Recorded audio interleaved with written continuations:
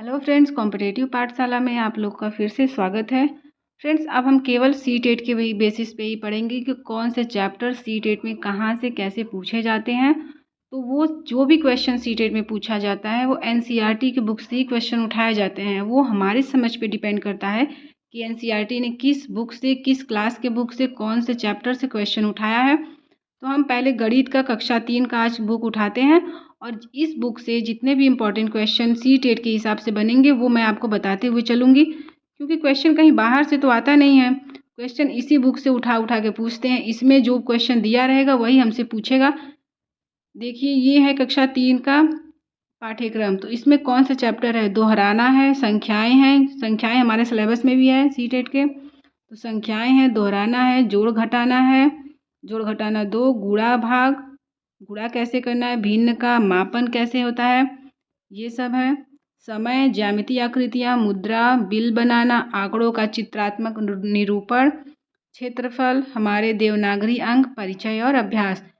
तो बाहर से क्वेश्चन नहीं है, क्वेश्चन सभी इसी में से हैं। तो जितने ये चैप्टर है अगर हम उसको देख लें तो फिर हमारा सी-टेट तो आराम से निकल जाएगा, उसमें कोई दो राय नहीं है, क्योंकि उसका शिक्षण और उसका जो न्यूमेरिकल है, न्यूमेरिकल इससे क्लियर हो जाएगा। शिक्षण के लिए मैं आप लोग का प्रैक्टिस करवा दूंगी अलग से वीडियो बना के, तो वो शिक्षण के लिए काम देगा, ठीक है। तो पहला चैप्टर है दोहराना। दोहराने में क्या है? रीना की तख्ती पर कौन सी संख्या लिखी है। पहले यहाँ पे बच्चों को नंबरिंग सिखाने के लिए दोहराना प्रक्रिया करेंगे कि रीना पे कौन सी लिखी है, राजू पे कौन सी लिखी है, अनवर पे कौन सी लिखी है। तो वो तख्ती पे लिख के बताना है कि किस पे कौन सी संख्या लिखी है। इससे संख्याओं का परिचय होता है। फिर दूसरा है कौन सी संख्या किसकी तख्ती पर लिखी है। पहले किसकी तख्ती पे कौन सी संख्या लिखी थी, अब कौन सी संख्या किसके तख्ती पे लिखी है वो बता देना है। ये तो बहुत आसान है, ये तो आप लोग बता ही लेंगे। चित्र देखो और छोटी संख्याओं को पूरी करो। चित्र देखो और छोटी संख्याओं को पूरी करो, अर्थात रिक्त स्थान की पूर्ति करने वाला भी हमारे में से क्वेश्चन पूछता है कि इसके बाद कौन सी संख्या होगी। जैसे अगर दे दिया कि 0, 1, 1, 2, 3, 5, 8, फिर यहाँ पे कौन सी संख्या रहेगी। तो ये इसी चैप्टर से उठाया है कि संख्याओं को देखो और रिक्त स्थान की पूर्ति करो। तो ये कहीं और बाहर से क्वेश्चन हमें लगेगा कि ये रीजनिंग का क्वेश्चन है। ये रीजनिंग का क्वेश्चन नहीं है, ये क्लास 3 से ही क्वेश्चन इस तरह से उन्होंने ये क्वेश्चन को बना लिया है, ठीक है। अब बताओ बिल्ली कौन सी संख्या पे बैठी है। यही है ना कि रिक्त स्थानों की पूर्ति करो। बिल्ली कहाँ है, कछुआ कहाँ है, तोता कहाँ है, उस तरीके से बताना है। बंडल व खुले संख्याओं को संख्या में मिलाना है। कौन सा बंडल में कितने हैं, फिर इन बंडलों को जोड़ने पर कितना होगा, फिर एक एक बंडल में कितनी संख्याएं हैं वो बताना है। इस तरीके से संख्याओं का ज्ञान कराया जाएगा बच्चों को, उसकी समझ बढ़ती है। फिर है बढ़ते क्रम में लिखो। बढ़ते क्रम में लिखो 19, 20, 35, 36, 45, 30, फिर 8, 30, 16, 15। बढ़ते क्रम में लिखने का मतलब है कि हमें आरोही, हमारे क्वेश्चन में क्या पूछता है, आरोही और अवरोही। यहीं से क्वेश्चन वो बनाया है, देख लीजिए। बढ़ते क्रम में लिखो कक्षा 3 में। कक्षा 3 में भी आरोही अवरोही है, बस उसका थोड़ा सा पैटर्न चेंज हो गया है। तो यहाँ से दो क्वेश्चन हमारा बना। एक बना कि रिक्त स्थान की पूर्ति करो। सी-टेट में कैसे क्वेश्चन पूछता है, एक ऐसे ऐसे करके पूछता है कि यहाँ पे कौन सी संख्या होगी, रिक्त स्थान की पूर्ति करो। तो ये कहाँ से उठाया, कक्षा 3 के एनसीईआरटी से उठाया।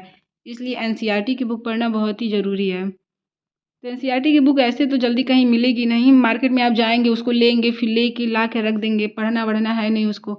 मैं भी पहले यही करती थी, एनसीईआरटी की बुक नहीं पढ़ती थी, ऐसे ही जो रहता था उसको दे के निकाल लेती थी। बट अब समझ में आता है कि एनसीईआरटी को पढ़ना ज़रूरी था। अब देखिए यहाँ पे क्या पूछ रहा है वो, 19 में कितने इकाई, 19 में इकाई के स्थान पर कौन सा अंक है। इसी तरह सी-टेट में पूछता है। सी-टेट में कैसे क्वेश्चन पूछता है, तो वो पूछता है कि 19 में 21 का मल्टीप्लाई, ऐसे मल्टीप्लाई करते करते जाता है तो पूछता है इकाई का अंक क्या होगा। इकाई की अंक कहाँ से उठाया है, यही से उठाया है वो इकाई का भी अंक। फिर 57 में दहाई का अंक, दहाई का अंक कितना है 57 में। फिर 75 में इकाई का अंक क्या है, 90 में दहाई का अंक क्या है। इसी तरह का वो क्वेश्चन बनाता है। अब आगे है ऐसी संख्या लिखो जिसमें इकाई के स्थान पर 2 हो। अब बच्चों को दिमाग में आएगा ना कि ऐसी कौन सी संख्या है जिसकी इकाई के स्थान पर 2 है। तो पहले वो 2 लिखेंगे, फिर मान लीजिए इकाई पे 2 आ गया है, फिर 2, 2, 22, 32, इस तरीके से जब वो लिखेंगे तो उनमें स्थानीय मान की समझ होगी। स्थानीय मान की अवधारणा भी किस स्थानीय मान की भी अवधारणा कहाँ से ली गई है, तो क्लास 3 के एनसीईआरटी के बुक से उठाई गई है। इस सारणी की सम संख्याओं पर घेरा बनाओ।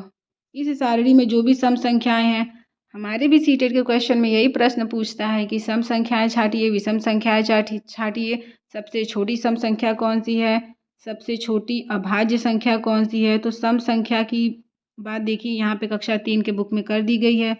इस तरीके से सम संख्या विषम संख्या बच्चों को छांटना बताया जाता है वहाँ पे। फिर नीचे दिए गए क्रम को देखो, समझो और आगे बढ़ो। वही हुआ, रिक्त स्थान की पूर्ति कीजिए। 1 के बाद 3 आया, 3 के बाद 5 आया, तो 5 के बाद कौन सी संख्या, 7, फिर 9, फिर 11। इस तरीके से विषम संख्याओं को आप आगे बढ़ाएंगे, फिर सम संख्याओं को, फिर उसके बाद 3, 7, 11 का पैटर्न, सिर्फ ऐसी संख्याएं जो स्वयं और एक के सिवाय किसी से न कटे। तो ये सभी भी एनसीईआरटी की हैं। अब इसको हल करना है, इकाई की जगह इकाई को, दहाई की जगह दहाई को, इससे स्थानीय मान की समझ होती है।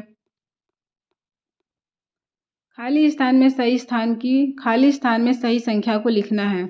9 + 9, 9 + 9, फिर 9 दूनी 18। इस तरीके से जोड़ गुणा। एक हमारे सीटेट में आता है बॉडमास मेथड आता है, तो ये भी यहीं से लिया गया है कि पहले बच्चों को जोड़ की प्रक्रिया अगर हम उसको समझा रहे हैं तो फिर उसी जोड़ को गुणा के क्रम में कैसे समझाएंगे, उसी को फिर आगे कैसे समझाएंगे। तो ये भी यहीं से लिया गया है। ये सब ईजी है। 6 + 6 + 6 + 4 बार है, तो 6 में 4 का गुणा कर दो, 24 आ जाएगा वैसे भी, या फिर 6 6 6 6 करके ऐसे जोड़ते रहो। ठीक है। अब ये है इसका अभ्यास प्रश्न। जितना भी अभ्यास प्रश्न है अगर आप उसको कर लिए तो यकीन मानिए सीटेट में आपका नंबर एक भी इधर उधर से नहीं आएगा। एक भी क्वेश्चन इधर उधर से नहीं आएगा। नंबर तो आपके पूरे के पूरे 15 क्वेश्चन का इसी एनसीईआरटी से ही मिल जाएगा। बशर्ते आपको पूरे एनसीईआरटी 3, 4, 5 और बन पड़े तो 6, 7 का भी एनसीईआरटी के जितने भी अभ्यास प्रश्न हैं उसको सॉल्व कर लीजिए। और सॉल्व नहीं कर सकते हैं तो बाकी तो मैं आपको डेली एक एक ठो करवाती ही रहूँगी। अब यहाँ पे पूछा है, कक्षा 3 के बच्चों ने अपनी शाला के आंगन में पीपल के 10 पेड़, नीम के 17 पेड़ और आम के 21 पेड़ लगाए। बताओ उन्होंने कुल कितने पेड़ लगाए। ये तो इजी है, सीधे सीधे जोड़ देंगे। एक बस्ते में 15 किताबें रखी जा सकती हैं। यदि उनमें 7 किताबें रखी गई तब बताओ बस्ते में अब कितनी किताबें रखी जा सकती हैं। ये घटाव वाला आ गया प्रश्न। एक जोड़ वाला था, एक घटाव वाला आ गया। श्याम के परिवार में कुल 4 सदस्य हैं। श्याम के परिवार में कुल 4 सदस्य हैं। हर सदस्य सुबह उठकर 3 गिलास पानी पीते हैं। बताओ सभी मिलकर कितने गिलास पानी पीते हैं। टोटल 4 सदस्य हैं, प्रत्येक सदस्य 3 गिलास पानी पीते हैं, तो टोटल सदस्य मिलकर 12 गिलास पानी पीते हैं। क्वेश्चन 4 है, एक साला में लगी टंकी के नल से 1 घंटे में 12 बाल्टी पानी भरा जा सकता है। 1 घंटे में 12 बाल्टी पानी भरा जा सकता है। आज नल खुला रह जाने के कारण 5 घंटे में सारी टंकी खाली हो गई। बताओ बाल्टी में कितना पानी बर्बाद हो गया। तो ये जोड़ घटाना दोनों है, जोड़ घटाना गुणा भाग, इसी तरह करते रहना है। इसको आप लोग को सॉल्व करना है। ये क्वेश्चन आप लोग लिख लीजिए कहीं पे, उसको सॉल्व करिए, क्योंकि अगर मैं सॉल्व कराने लगी तो कोई वीडियो बहुत लंबा भी हो जाएगा और मुझे पूरा एनसीईआरटी का बुक कवर करना है। कुछ आज करेंगे, कुछ कल करेंगे, क्योंकि सीटेट का एग्ज़ाम पास ही में आ रहा है। तो फिर इसको कवर करने के बाद एनसीईआरटी उठाएंगे, ईवीएस का, उसको कवर करेंगे। सिर्फ एनसीईआरटी ही पढ़ना है। अगर आपने एनसीईआरटी पढ़ लिया तो सच बता रही हूँ, क्वेश्चन कहीं से नहीं जाएगा। अगर इसको पढ़ने के बाद प्रैक्टिस सेट लगाइए, फिर पूछिए कहाँ से क्वेश्चन बन रहा है। सारे एनसीईआरटी से ही क्वेश्चन बनते हैं। ठीक है। पिकनिक जाने में एक छात्र पर 8 रुपये खर्च होता है। एक छात्र पे 8 रुपये खर्च होता है। 10 छात्र पर कुल कितने रुपए खर्च होगा। 1 पर 8 तो 10 पर 80 रुपये खर्च होगा। एक पेड़ पर 16 चिड़ियाँ बैठी थी, उसमें से 4 चिड़ियाँ उड़ गई। बताओ अब पेड़ पर कुल कितनी चिड़ियाँ बैठी हुई हैं। इस तरीके से भी क्वेश्चन आराम से हो जाएगा कि 16 चिड़ियाँ बैठी थी, 4 ठो उड़ गई, तो अब कितनी बची, 12 ठो बची। ये घटाव वाले प्रश्न थे। इसी तरह बाकी क्वेश्चन देख लेंगे, कर लेंगे धीरे धीरे। 11वां, 12वां, 13वां। ठीक है। खाली स्थान में सही चिन्ह भरना है कि किस जगह पे प्लस होगा, किस जगह पे माइनस होगा, किस जगह पे मल्टीप्लाई होगा।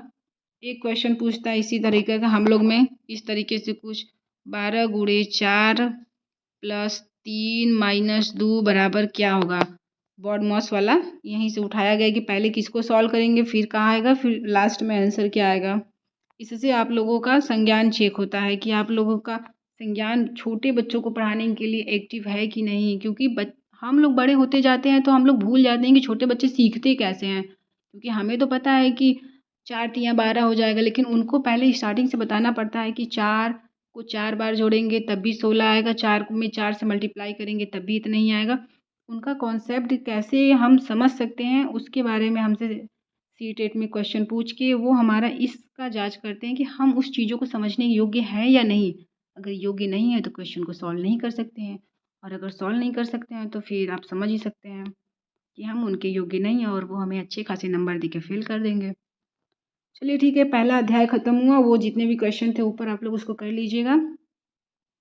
अब दूसरा अध्याय है संख्याएं। हमारे भी चैप्टर में है नंबर सिस्टम। तो संख्याओं को लिखने के लिए हम 0 1 2 3 अंकों का प्रयोग करते हैं। ये अंतर्राष्ट्रीय अंक है।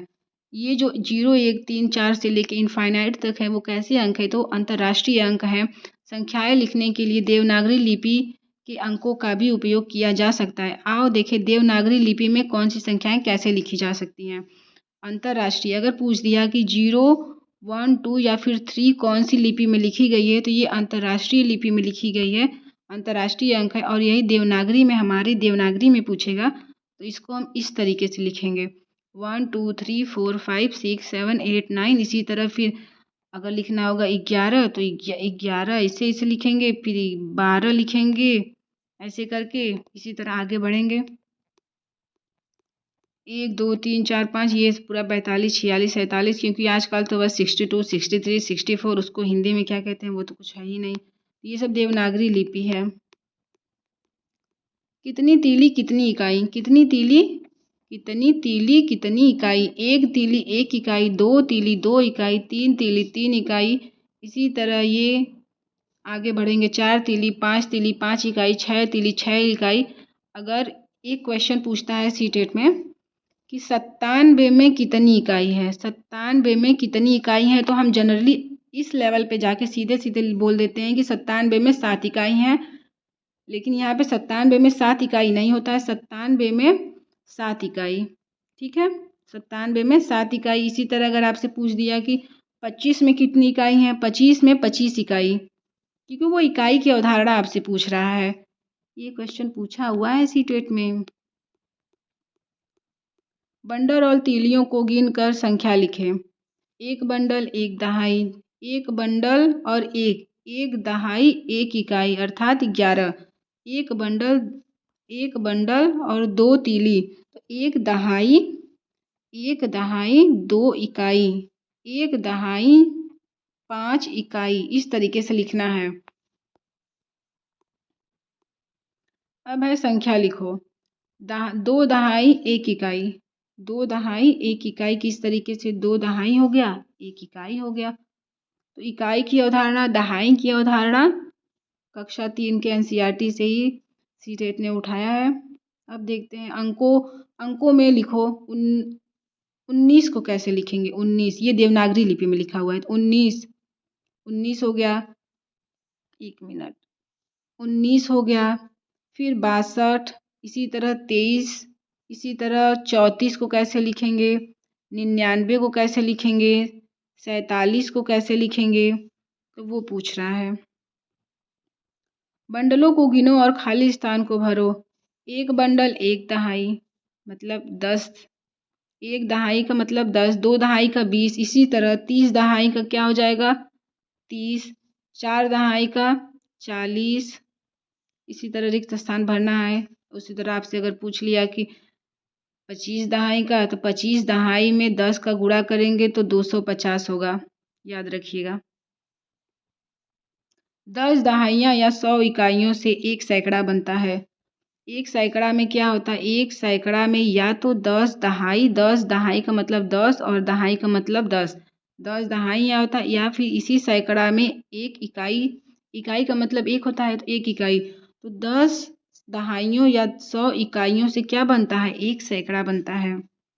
अब एक क्वेश्चन आपकी सी रेट में पूछता है किस तरीके से कि 12 दहाई 12 दहाई प्लस 11 इकाई किसके बराबर है। इस तरीके से कुछ इधर यक्स की वैल्यू और प्लस करके कुछ पूछ लेता है। तो 12 दहाई का मतलब 10 से गुणा करेंगे 120 हो जाएगा। फिर 11 में 1 का गुणा करेंगे इकाई, तो ये यहाँ से इस तरीके से इसको कर लेंगे। आओ खेलें खेल। अपने साथियों के साथ इन चीज़ों को जमा करो। 50 कंकड़, 1 पासा, 3 कार्ड जिसमें 10 लिखा हो, 6 कार्ड जिसमें 100 लिखा हो। इस तरीके से गेम खेलते हैं बच्चे। अपने साथियों के साथ छोटे छोटे समूह बना लो। तुम अपने समूह के साथ घेरा बनाकर बैठो और कंकड़ कार्ड को बीच में रख लो। पासा फेंको और पासे जो अंक आए उतने कंकड़ ढेर से उठाने अपने पास रख लो। यही काम तुम्हारे साथी भी बारी बारी करेंगे। जितने कंकड़ हो जाए वह उसके बदले 10 का एक कार्ड रख ले और 10 कंकड़ों को ढेरी में वापस रख दें। इस तरीके से इसको पढ़ लीजिएगा पूरा, ये कहना क्या चाह रहा है। फिर उसके बाद 100 के कितने कार्ड हैं, 10 के कितने कार्ड है, कितने कंकड़ हैं, उन सबके नाम बताना है। ये देखिएगा, 1 सैकड़ा 0 दहाई 1 इकाई में क्या होता है। 1 सैकड़ा मतलब 100, 0 दहाई यहाँ पे 0 दहाई में 10 का गुणा कर दीजिए। फिर 1 इकाई प्लस 1 गुणे 1, तो 100 प्लस 0 प्लस 1 बराबर 101। इसी तरह अगर मैं आपसे पूछ लूँ कि 100 दहाई और 10 सैकड़ा, 100 दहाई और 10 सैकड़ा किसके बराबर होगा। तो 100 दहाई का मतलब क्या हो गया, 100 दहाई का मतलब हो गया 100 दहाई का 10 का गुणा करेंगे प्लस 1 सैकड़ा, 100 में 1 का 1 सैकड़ा। इस तरीके से इसको सॉल्व करके जोड़ लेंगे। ये जरूर पूछेगा आपसे, इकाई दहाई और सैकड़ा वाला कॉन्सेप्ट जरूर पूछेगा, 1 नंबर कन्फर्म है। संख्या लिखो, 2 सैकड़े 5 दहाई 3 इकाई। इसी तरह इसको पूरा अपने हिसाब से अपने से कर लीजिएगा कि 2 सैकड़े 2, 5 दहाई का मतलब 5 और 3 इकाई का 3, फिर 5 सैकड़ा, फिर 3 दहाई और 1 इकाई। इसी तरह 1 सैकड़ा 0 दहाई 9 इकाई, फिर 9 सैकड़ा 3 दहाई 4 इकाई। इकाई दहाई सैकड़ा के रूप में लिखो। अब इसी चीज़ को इकाई की और दहाई और सैकड़ा के रूप में लिखना है कि 1 सैकड़ा है, 2 दहाई है, 9 इकाई है। अगर मैं आपसे पूछ लूँ कि 888 में कितने सैकड़ा है, तो 8 सैकड़ा है, 8 दहाई हैं और 8 इकाई हैं। अगर मैं पूछूँ कि 708 में कितने दहाई, कितने इकाई, कितने सैकड़ा हैं, तो इसमें 8 इकाई हैं और 8 इकाई हैं और 70 दहाई हैं। 70 दहाई का मतलब पूरा का पूरा सीधे 70 दहाई। यही अगर सैकड़ा पूछेगा तो 7 सैकड़ा है, 7 सैकड़ा है। ठीक है, 1 दहाई 1 इकाई में सैकड़ा दहाई इकाई, इस तरीके से इसको सॉल्व कर लिया है। गिनतारा देखो और संख्या लिखो। गिनतारा दिखा दिखा के पढ़ाते हैं, फिर गिनतारा देखो और संख्या लिखो, ये इम्पोर्टेंट है नहीं। संख्याओं को शब्दों में लिखो और गिनतारे में मोती भी डालो। संख्याओं को शब्दों में लिखो कि कितने सैकड़ा हैं, 4 सैकड़ा हैं तो 4, फिर 3, फिर कितनी इकाई हैं, फिर इसी तरह 3 सैकड़ा, 8 दहाई और 9 इकाई। देखो समझो और लिखो। 1 सैकड़ा 2 दहाई 1 इकाई। 1 सैकड़ा 2 दहाई और 1 इकाई को कैसे लिखा जाएगा, 1 सैकड़ा 2 दहाई 1 इकाई। इसी तरह ये क्या है, 4 सैकड़ा 1 दहाई 2 इकाई, 412।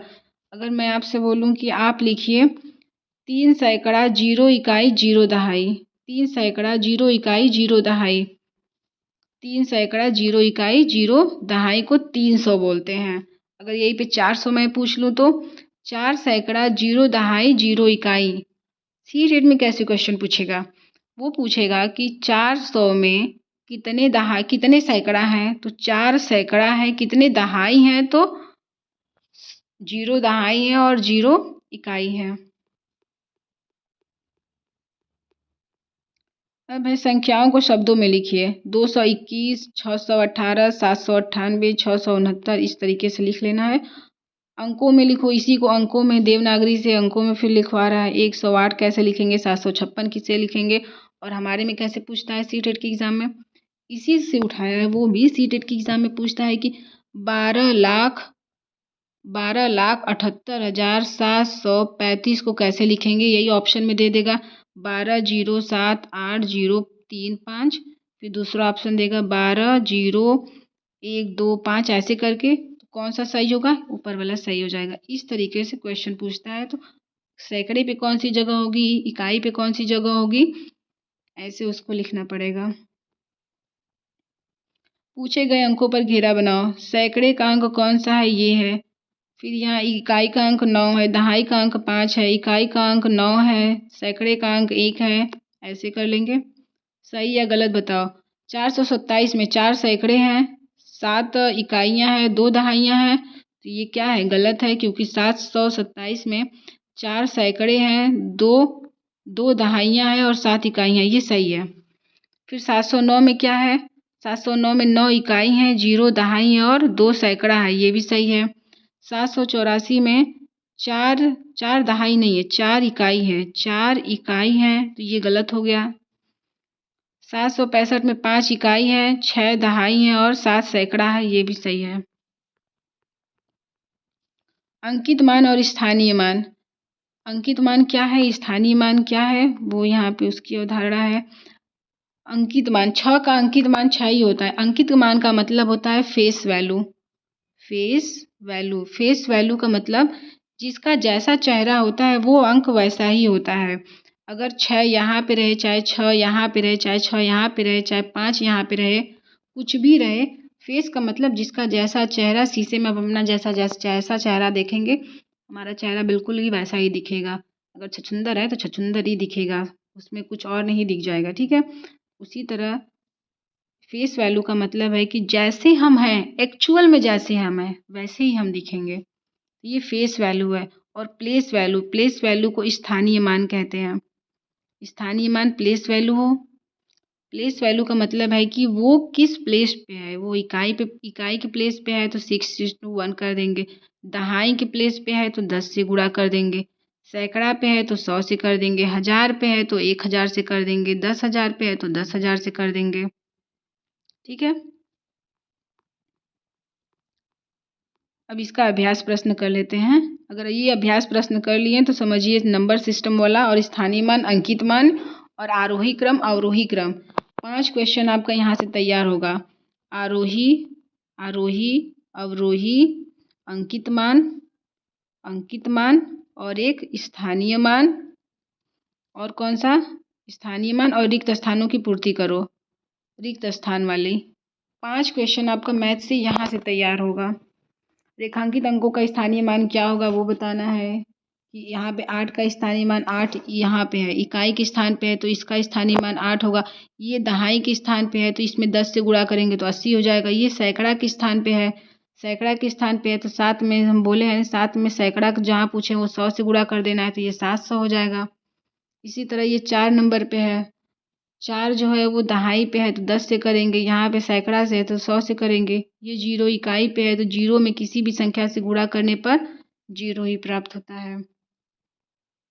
और 0 में किसी भी संख्या से गुणा करने पर 0 प्राप्त होता है, लेकिन 0 में किसी भी संख्या को जोड़ने पर स्वयं वही संख्या प्राप्त होती है। किसी भी संख्या में अगर हम 0 जोड़ेंगे तो वही संख्या प्राप्त होती है। 532 में 3 का स्थानीय मान क्या है, 532 में 3 का स्थानीय मान 30 है। इसी तरह इसको पूरा मिला लेंगे कि 804 में 0 का स्थानीय मान क्या है, 0 का स्थानीय मान 0 है। 606 में 6 के अंकों में अंकों का स्थानीय मान क्या है, अंकों का, सैकड़े के अंक का तो 6 का सैकड़ा का है तो 600 हो जाएगा। 553 में 3 का स्थानीय मान 3 हो जाएगा। 440 अंकों में दहाई के अंक का स्थानीय मान अर्थात 4 का पूछ रहा है, 4 का 40 हो जाएगा, दहाई का मतलब 10। फिर इसको कर लेंगे क्वेश्चन नंबर 4। कुछ नीचे दी गई है, संख्याएं दी गई हैं, हर एक संख्या के किसी एक अंक का स्थानीय मान भी दे दिया गया है। जिस अंक का स्थानीय मान दिया गया है उस पर घेरा बनाना है कि किस अंक का स्थानीय मान ये दिया हुआ है। जैसे यहाँ पे 800 का स्थानीय मान, इसमें 8 का स्थानीय मान 800 हो गया, 1 का दिया है तो 1 का यहाँ पे 1 हो गया। फिर 999 में 900 दिया है तो इस वाले 9 का हुआ। फिर 282 में 2 दिया है तो इस वाले का हुआ, क्योंकि इसका अगर होता तो इसके लिए 200 हो जाता। वह संख्या लिखो जिसका इकाई का अंक 2, दहाई का अंक 5 और सैकड़े का अंक 7 है। वह संख्या क्या है जिसके इकाई का अंक 2, इकाई का अंक 2 यहाँ पे नहीं लिखते हैं, इकाई का अंक क्या है 2, दहाई का अंक 5 और सैकड़े का अंक 7 है, तो वो संख्या 752 है। फिर क्वेश्चन नंबर 7 करते हैं। वह संख्या लिखो जिसका इकाई, दहाई और सैकड़े का अंक 9 हो। इकाई का भी 9 हो, दहाई का भी 9 हो, सैकड़े का भी 9 हो, तो वो संख्या 999। 555 के तीनों 5 के स्थानीय मानों को लिखो। 555 के तीनों स्थानीय मान, पहले का हो जाएगा 5 गुणे 1 बराबर 5, दूसरे का हो जाएगा 5 गुणे 10 बराबर 50, तीसरे का हो जाएगा 5 गुणे 100 बराबर 500। 9वां क्वेश्चन है, ऐसी 3 संख्याएं लिखो जिसमें दहाई का अंक 0 हो। ऐसी 3 संख्याएं लिखो जिसमें दहाई का अंक 0 हो, तो 10, 20, नहीं दहाई का अंक 0 पूछ रहा है ना, तो ऐसी कितनी संख्याएं जिनकी 3 संख्या ऐसा बताना है जिसमें दहाई का अंक 0 हो, तो 100, फिर 500, फिर 300, फिर 400, क्योंकि दहाई का अंक 0 है, और 304 भी हो जाएगा, दहाई का अंक क्या है 0, 205, 105, 905, दहाई का अंक 0 अर्थात दूसरे नंबर पे 0 रहना चाहिए। 901 में इकाई एवं सैकड़े के अंकों को आपस में बदल दे तो कौन सी संख्या मिलेगी, ये क्वेश्चन कर लीजिएगा। संख्याओं का विस्तारित रूप, संख्याओं का विस्तारित रूप 726 3 अंकों वाली एक संख्या है। यहाँ 6 का स्थानीय मान क्या है, 2 का स्थानीय मान और 7 का स्थानीय मान दिया है, इसको विस्तारित रूप कहते हैं, उसी संख्या का विस्तारित रूप। अभी ये क्वेश्चन कर लेते हैं। 258 में 8 का स्थानीय मान क्या है, तो 8 है। 5 का स्थानीय मान दहाई के पोजीशन पे है तो 10 से गुणा कर देंगे, 50 हो जाएगा। 2 का स्थानीय मान 2 में इकाई, दहाई, सैकड़ा 100 पे है तो 100 से गुणा कर देंगे 200। ये इसका विस्तारित रूप है, और फिर इसको जोड़ देंगे तो पूरा आ जाएगा कितना, 258। ये सब भी कर लीजिएगा। संख्याओं के विस्तारित रूप को किस तरीके से कैसे तोड़ना है, इकाई, दहाई, सैकड़ा वाला पोजीशन देख लीजिएगा। संख्याओं के विस्तारित रूप दिए गए हैं और संख्याओं को बताना है।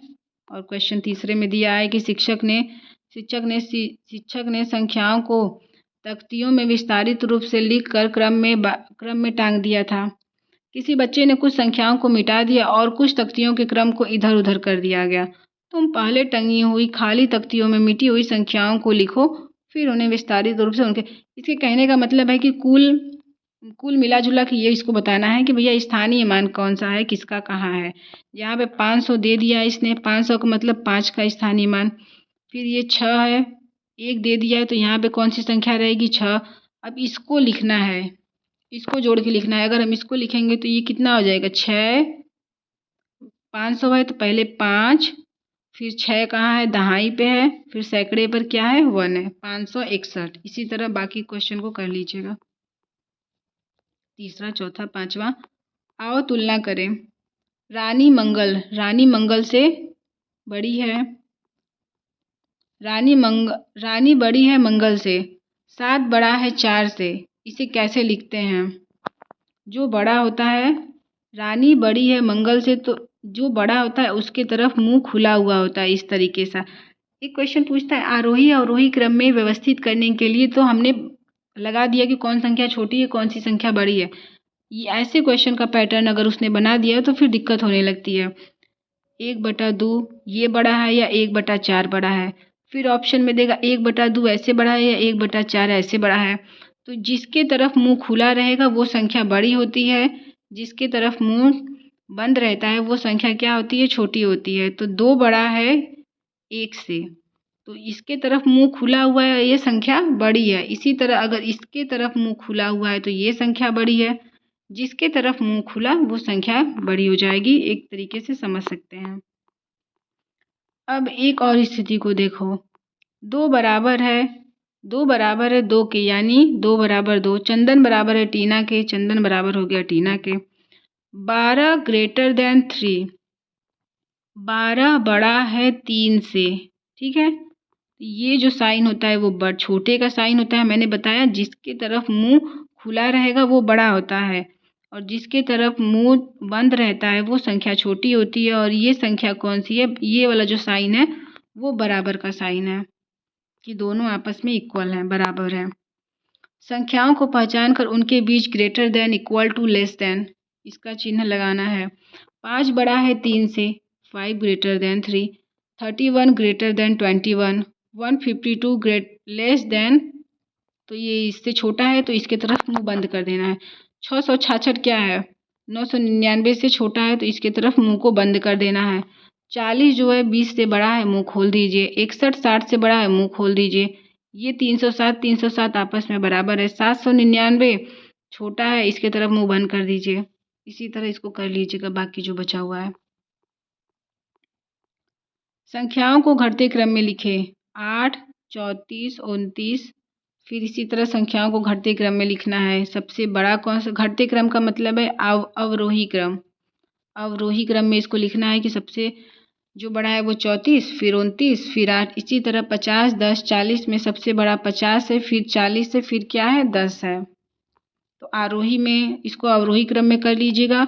और क्वेश्चन नंबर तीसरे में बढ़ते क्रम का क्या है? आरोही क्रम में इसको लिखना है।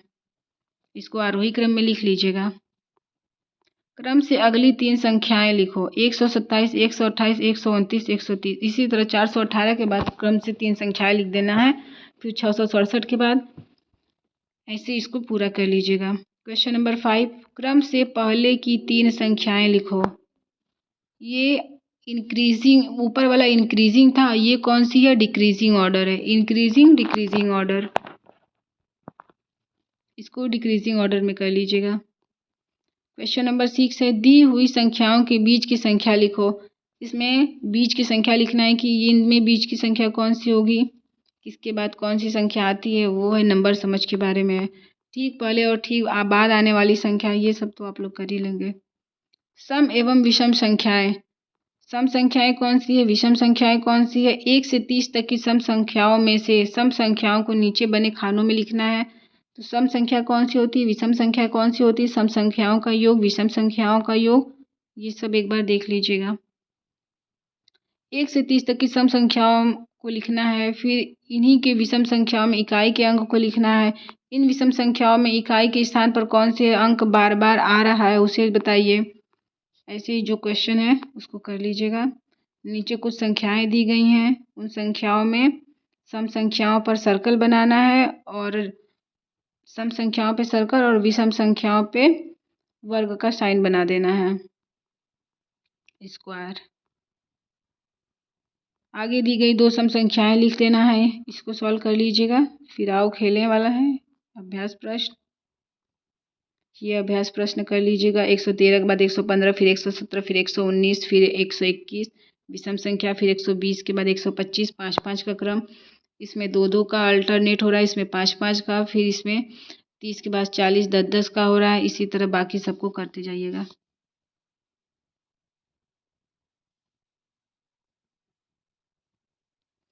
अब बताओ 3 अंकों वाली सबसे बड़ी संख्या कौन सी है? 3 अंकों वाली सबसे बड़ी संख्या कौन सी है? 999।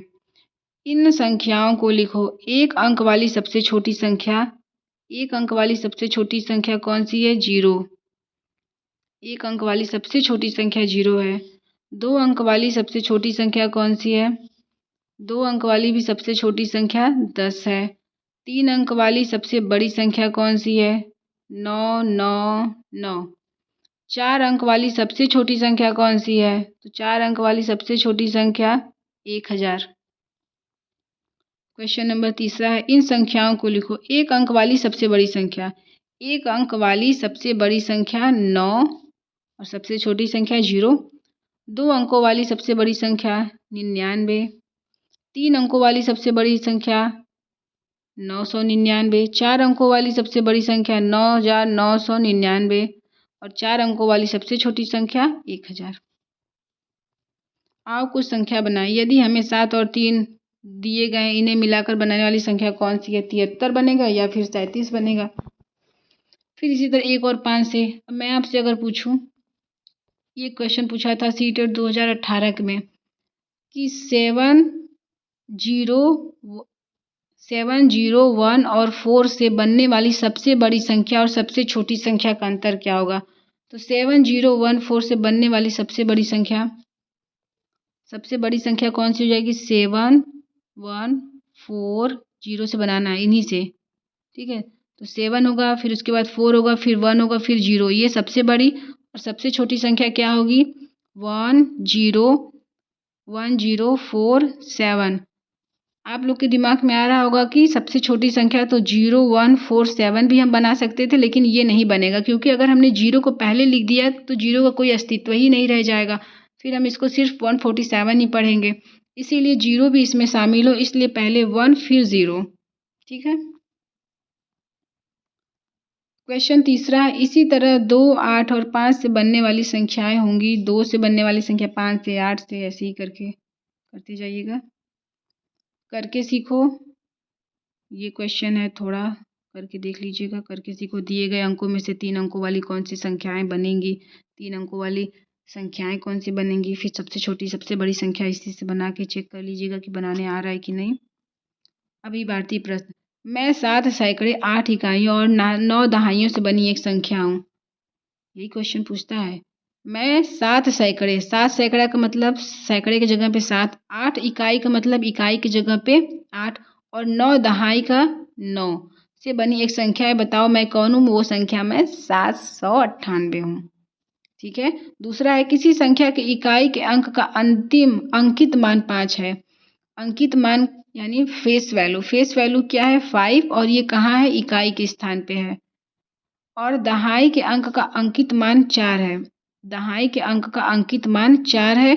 बताओ वह कौन सी संख्या है? वह संख्या क्या है? 45 है। 90 के बाद की पहली विषम संख्या क्या होगी? 90 के बाद की पहली विषम संख्या 91। 98 के ठीक पहले की सम संख्या क्या होगी? 96। 100 से ठीक पहले की संख्या 99। 9 में 1 मिलाने पर कौन सी संख्या प्राप्त होती है? तो 10। ये सब इजी क्वेश्चन है, इसको आप आराम से कर सकते हैं। 7वां, 8वां, 9वां, 10वां, 11वां क्वेश्चन वीडियो को पुश कर लीजिएगा, फिर क्वेश्चन को देखिए, आप आंसर कर लीजिएगा, ठीक है। इस तरह से 2 अध्याय हम लोग पढ़ चुके हैं। तीसरा है जोड़ और घटाना। 2 अध्याय में क्या क्या हमने पढ़ा कि हमारे एग्जाम में कौन कौन से क्वेश्चन पूछेगा, तो उसको देख लीजिए एक बार फिर से कि हमारे एग्जाम में कौन कौन से क्वेश्चन पूछेगा। आरोही अवरोही, आरोही अवरोही, फिर ये ग्रेटर देन, लेस देन, उसके बाद वाक्य की पूर्ति करने के लिए देगा कि रिक्त स्थान की पूर्ति कीजिए। फिर सबसे बड़ी संख्या छांटना, सबसे छोटी संख्या छांटना। उसके बाद एक और बताया था मैंने कि इकाई का अंक कहाँ है, दहाई का अंक कहाँ है। फिर एक पूछता है कि मैं ये संख्या 7 हूँ, मैं दहाई के स्थान पे हूँ, मैं इकाई के स्थान पे हूँ, बताओ मैं कौन सी संख्या हूँ। तो इस तरीके का प्रश्न टोटल 2 चैप्टर में मैंने आपको 8 टाइप के ऐसे क्वेश्चन बताया है कि जो कि हमारे सीटेट में इसी पैटर्न के क्वेश्चन बनाए जाते हैं, ठीक है फ्रेंड्स। तो बाकी का जो चैप्टर है उसको हम लोग कल पढ़ेंगे। तब तक के लिए बाय बाय, गुड नाइट।